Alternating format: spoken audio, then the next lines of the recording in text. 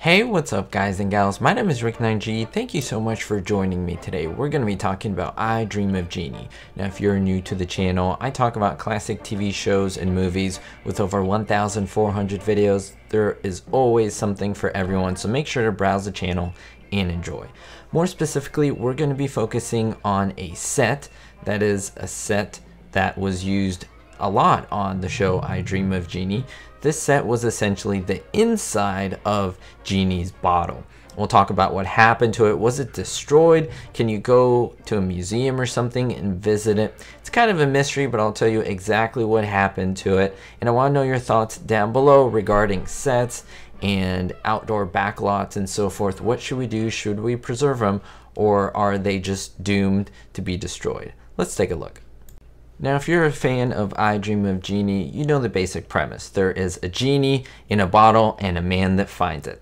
And we see all the antics that occur. And the genie happens to be, of course, a woman genie, that is. And she often goes inside her little bottle. So get the idea in your brain, or just kind of imagine that we have the genie going from normal size, our size, and kind of shrinks into a mist and goes inside a bottle, kind of, I guess you could say, shrinking herself.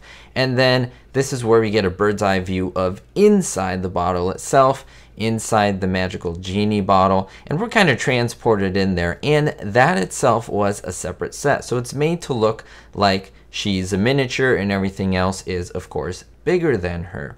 Since it's inside the bottle, it's a one-room inner sanctum that she had, and viewers would come inside, and it was a great little viewpoint. We'd be in there with Jeannie. It was really, really cool. Some place where she was, according to the story, over 2,000 years. Now, what happened to it? We can talk about the actor, of course, Captain Nelson, or we can even name him Major Nelson. He had both ranks in the course of the show, played by Larry Hagman. He took the opportunity to save that portion of the set. What did he do? Well, the studio at that point was deciding to dispose of the original interior bottle set. Why? Well, this was because they wanted to construct a more elaborate, a more dazzling interior that was a little bit better than what they had for the first dozen or so episodes. Now, upon hearing this, Larry Hagman had the idea of, hey, you can't destroy this. So because it was made out of fiberglass, it was dome shaped, he made sure that it was shipped to his house in Rustic Canyon in the Santa Monica, California area. Now, he actually put it not inside his house, but in his backyard. According to him, because it was a dome shape that was almost 3/4 around, there was a little gap, of course, for the camera to basically peer in. It made a wonderful sound chamber. That is because Larry Hagman had boom boxes added in there. And at that time, remember, this was the 1960s, there were only portable radios or record players.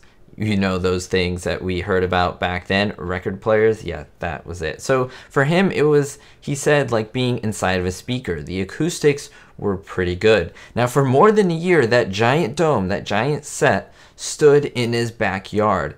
Unfortunately, guys and gals, it was trashed, according to him.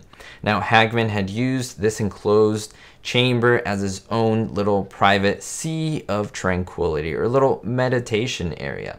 Now, Hagman had his friends over, and they found a refuge. They would hang out inside. They would party inside that dome. And then at some point, seems like some kids just from the neighborhood kind of jumped this fence. They came around and they stepped through the set. They kind of ransacked it. They put their foot through it.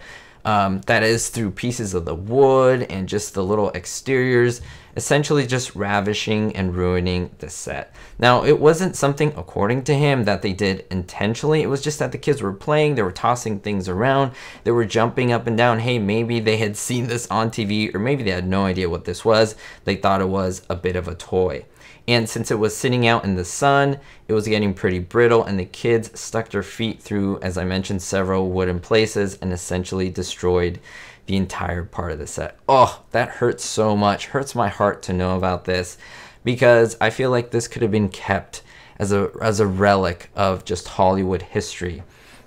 Now, as I mentioned, this was only the original part of the set. Maybe I'll make a video on what happened to other sets of the show and so forth. But if you like takes at this, where we can look at this historical side of production, just let me know down below in the comments. Do you think that these sets should be preserved, or is it just inevitable that they have to be destroyed to make room for other shows? I mean, they only have a limited amount of space, right? Or should they make an extra effort to preserve them in a museum? Let me know in the comments down below. Thank you for liking, commenting, and subscribing. We'll see you next time, guys and gals. And most importantly, don't forget, be hopeful. Thank you so much to all the supporters I have on Patreon, especially my diamond tier patrons: Vito L, Tommy G, Ricky, David D, Citizen Kane, Sally N, and Grace U. If you want to find more exclusive content, visit my Patreon page, links in the description.